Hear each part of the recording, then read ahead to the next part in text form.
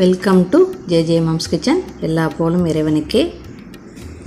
ஒரு சூப்பரான ரொம்ப ஹெல்த்தியான 10 நிமிஷத்தில் ரெடி பண்ணக்கூடிய காலா டிஃபன் தான் நம்ம செஞ்சுருக்கிறோம். கண்டிப்பாக செஞ்சு பார்த்துட்டு அது எப்படி வந்துச்சுன்னு கமெண்ட்டில் சொல்லுங்கள். அதுக்கு முன்னாடி நம்ம சேனல் இது வரைக்கும் சப்ஸ்கிரைப் பண்ணலைன்னா சப்ஸ்கிரைப் பண்ணி பக்கத்தில் இருக்கிற மணி பெல் ஐக்கானே கிளிக் பண்ணிக்கிறங்க. இப்போ வாங்க வீடியோவுக்கு போவோம். இது வந்து நான் 3 மாதிரி உங்களுக்கு சொல்லி காட்டியிருக்கிறேன், மிஸ் பண்ணாமல் பாருங்கள். முதல்ல நம்ம மாவு ரெடி பண்ணணும். அதுக்கு முதல்ல ஒரு முட்டை பால் மாவு கொஞ்சம் உப்பு, அவ்வளோதான். அதை போட்டு நம்ம தோசை மாவு பக்குவத்துக்கு மிக்ஸ் பண்ணிக்கிற வேண்டியதான். இது யார் வேணாலும் செய்யலாம், ரொம்ப ஈஸி. இன்றைக்கி என்ன பசி ஆறணும், நாளைக்கு என்ன பசி ஆறணுங்கிற இதெல்லாம் இல்லாமல் காலை டிஃபனுக்கு ஒரு சூப்பரான ரெசிபி ஃப்ரெண்ட்ஸ். இது கண்டிப்பாக ட்ரை பண்ணி பாருங்கள். உங்களுக்கு தெரிஞ்சிச்சுன்னா பிரச்சனை இல்லை, தெரியாதவங்க இதை பார்த்து செஞ்சுக்கிறங்க. அப்புறம் 1 கப்பு பால், 1 கப்பு மாவு, 1 கப்பு பால், 1 முட்டை. உங்களுக்கு அதுக்கு மேலே பால் பத்தலைன்னா இன்னொரு 1/4 கப்பு பால் ஊற்றிக்கிறங்க. மாவு 1 கப்பு போடுங்க. இது கோதுமை மாவு தான் போடணுன்னு இல்லை, மைதா மாவு போடலாம், கேப்ப மாவு போடலாம், ஆட்டா மாவு போடலாம், அப்புறம் இடியப்ப மாவு போடலாம். உங்கள் விருப்பம், கம்பு மாவு இருந்தாலும் போடலாம். உங்கள் வீட்டில் என்ன மாவு இருக்கோ, உங்களுக்கு என்ன பிடிக்குமோ அந்த மாவு நீங்கள் மிக்ஸ் பண்ணிக்கிறலாம். எனக்கு கோதுமை மாவு இருக்குது, நான் அதனால் கோதுமை மாவு போட்டு செய்கிறேன்.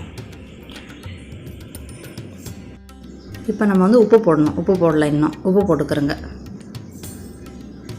இந்த மாதிரி பக்குவத்துக்கு இருக்கணும். தோசை மாவு எப்படி நம்ம கோதுமை மாவு தோசைலாம் செய்வோம், அந்த இதுக்கு இருந்தால் போதும். உப்பு போட்டுக்கிறோங்க. உப்பு போட்டு அடித்து தள்ளி வச்சுருங்க. இப்போ நம்ம முட்டை அது மேலே வைக்கிறதுக்குள்ள பொருள் நம்ம செய்ய போகிறோம். இது மெயின் ஜமாண்ட மாவும் முட்டையும் தான். அப்புறம் முட்டை 2. நம்ம முட்டை பொரிக்க எப்படி செய்வோம் அதே மாதிரியே செய்யுங்க. பெருசோ சின்னதோ 2 முட்டை. இது கரெக்டாக 3 தோசைக்கு வரும், அதுக்கு மேலே வராது. உப்பு கொஞ்சம் போடுங்க. மிளகுத்தூள் 1/4 ஸ்பூனு, கரம் மசாலா ஒரு 3/4 ஸ்பூனு, 3/4 ஸ்பூன்லேருந்து 1 ஸ்பூன் போடலாம். மஞ்சத்தூள் 1/4 ஸ்பூன், எல்லாமே சின்ன ஸ்பூனு. ரொம்ப மசாலா கொண்டு போய் சத்திராதீங்க, அப்புறம் அதில் மசாலா வடை தான் இருக்கும் நம்மளுக்கு. அப்புறம் இஞ்சி, கொத்தமல்லி இலை, மிளகாய், வெங்காயம், தக்காளி எல்லாத்தையும் பொடிசாக வெட்டிக்கிறங்க. வெட்டிக்கிட்டு போடுங்க. அவ்வளோதான். நம்ம மேலே வைக்கிற இதுவும் ரெடி பண்ணிட்டோம். நல்லா அடிச்சுக்கிறோங்க.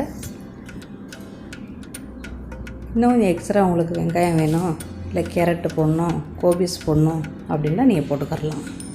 அப்புறம் ஒரு கடாயை சூடு பண்ணிக்கிறங்க. அதில் கொஞ்சமாக பட்டரா இல்லை எண்ணெய் உங்களுக்கு விருப்பமாக இருக்கோ அதை வைங்க.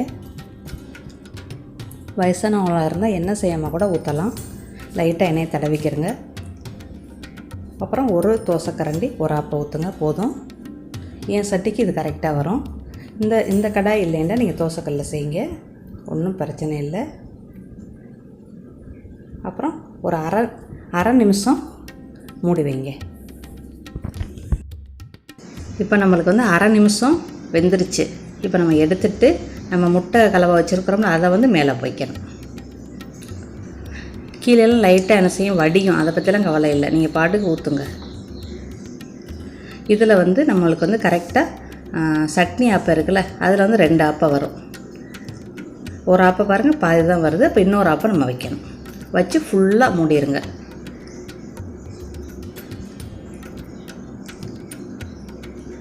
எல்லா இடமும் படுற மாதிரி நல்லா தடவி விட்டுருங்க. இப்போ ஒரு நிமிஷம் வேகணும். வெந்தால் தான் நம்ம பிரட்டி போட முடியும். நம்மளுக்கு 1 நிமிஷம் வேகணும். 1 நிமிஷம் வெந்த பிறகு நம்ம முட்டையை எப்படி பிரட்டி போடுவோம் அந்த மாதிரி பிரட்டி போடுங்க. இப்போ நம்மளுக்கு 1 நிமிஷம் ஆயிடுச்சு. இப்போ நம்ம எடுத்து பார்த்தோம்னா நம்மளுக்கு நல்லா வெந்திருக்கும். இப்போ நீங்கள் அழகாக சத்துவத்தை வச்சு பிரட்டி போட்டுருங்க. அவ்வளோதான். இதுக்கப்புறம் கொஞ்சமாக பிளாந்தாவா பட்டரா இல்லைன்னா எண்ணெயை கொஞ்சமாக போடுங்க. அப்புறம் பட்டரை நல்லா தடவி விட்டுருங்க கொஞ்சமாக, இல்லைன்னா எண்ணெயை ஊற்றுங்க லேசாக. ஒரு அரை ஸ்பூனு இல்லை 1/4 ஸ்பூன் எண்ணெயை ஊற்றுங்க. அவ்வளோதான். கொஞ்சம் நேரம் வெந்த பிறகு 1 நிமிஷம் வேகணும். வெந்த பிறகு பிரட்டிருக்கு. இது சாதாரணமாக செஞ்சது, சீஸோ சீனியோ எதுவுமே நான் போடலை, சாதாரணமாக செஞ்ச தோசை இது. இப்போ இதுக்கு வந்து நான் இப்போ வந்து சீஸ் வைக்க போகிறேன் ஃப்ரெண்ட்ஸ். ப்ரெட்டுக்கு வைப்போம்ல சீஸ், அதுதான் என்கிட்ட இருக்குது. அது மகனுக்கு வைக்கிறேன். குட்டீஸில் இருந்தால் நீங்கள் சீஸ் வச்சு கொடுங்க. இல்லைன்னா வெட்டி கூட அதை போடலாம். சிறுசாக அப்படியே கத்திரிக்கோலை வச்சு அப்படியே பொடிசாக வெட்டி கூட நீங்கள் மேலே தூவி விடலாம். ஒரே இடத்துல இருக்கும்னு நினச்சிங்கன்னா அதுக்கு ஒரு ஐடியா இருக்குது. இந்த மாதிரி நல்லா வெந்துக்கிட்டு இருக்கையிலேயே எடுத்து கீழே வச்சுட்டு கொஞ்சம் வெதுவெதுப்பாக இருக்கையிலே இன்னொரு சாதாரண தோசை எடுத்து அது மேலே வச்சுட்டிங்கன்னா 2 பக்கமே சீஸ் வந்து நல்லா ஒட்டிடும். இந்த பக்கம் பாதி வந்துடும். இந்த மாதிரி தோசை ஒன்று வச்சுக்கிட்டு அது மேலே வந்து வச்சுருங்க. வச்சுட்டு இப்போ வைக்கக்கூடாது. எடுத்த பிறகு எடுத்து ஒரு 5 நிமிஷம் சென்று அது நல்லா அழகாக அப்படியே உருகி வந்த பிறகு அதுக்கப்புறம் நீங்கள் வந்து இந்த சாதாரண தோசையை தூக்கி அதில் வச்சிங்கன்னா உங்களுக்கு 2 பக்கமே சீஸ் ஒட்டிடும். இந்த மாதிரி இந்த சீஸை செய்யலாம். அதுவே மசாலா சீஸ் இருந்தால் ரொம்ப சூப்பராக இருக்கும். உங்கள்கிட்ட அது இருந்தால் லைட்டாக தூவி விடுங்க. சரியா? அவ்வளோதான். இந்த இது முடிஞ்சிருச்சு. இப்போ வந்து நம்ம வந்து 3வது தோசை செஞ்சுட்டோம். இந்த மாவு வந்து கரெக்டாக நம்மளுக்கு 3 தோசைக்கு தான் வரும். இந்த முட்டை கலவை வந்து நம்மளுக்கு வந்து 3க்கு தான் வரும். கூடுதலான ஆளுங்க இருந்தாங்கன்னா கூடுதலாக செஞ்சுக்கிறேன். ஆனால் ஒரு ஆளுக்கு 1 சாப்பிட்டாலே போதும், வயிறு நிறைஞ்சிரும். சரியா ஃப்ரெண்ட்ஸ்? அவ்வளோதான். இப்போ நான் வந்து லைட்டாக சீனி தூவுறேன். ஒருத்தருக்கு ஒன்று பிடிக்கும். எங்கள் வீட்டில் இருக்கிறவங்களுக்கு வந்து சீஸை விட சீனி தூவி கொடுத்தா ரொம்ப பிடிக்கும். அதனால் நான் வந்து லைட்டாக ஒரு 1/2 ஸ்பூன் ஒரு ப்ரௌன் சுகரை நான் மேலே தூவி விட்றேன். ஒருத்தருக்கு ஒன்று பிடிக்கும். உங்கள் வீட்டில் இருக்கிறவங்களுக்கு என்ன பிடிக்குமோ அதே மாதிரி செஞ்சு கொடுத்து இதே ரெசிபியை செஞ்சு கொடுத்து அசத்துங்க ஃப்ரெண்ட்ஸ். அவ்வளோதான், முடிஞ்சிருச்சு. அடுப்பு அடைச்சிருவோம். ஒரு அருமையான ஒரு 10 மினிட்ஸில் நம்ம ரெடி பண்ணக்கூடிய காலா டிபன் ரெடி பண்ணிவிட்டோம். கண்டிப்பாக ட்ரை பண்ணி பார்த்துட்டு எப்படி வந்துச்சுன்னு கமெண்ட்டில் சொல்லுங்கள். இது வரைக்கும் நம்ம சேனலை சப்ஸ்கிரைப் பண்ணால் சப்ஸ்கிரைப் பண்ணிக்கிறேங்க. மீண்டும் நாளை சந்திப்போம். Thank you. Hi guys, thank you for watching Deliciousfast Kitchen. Bye, see you soon.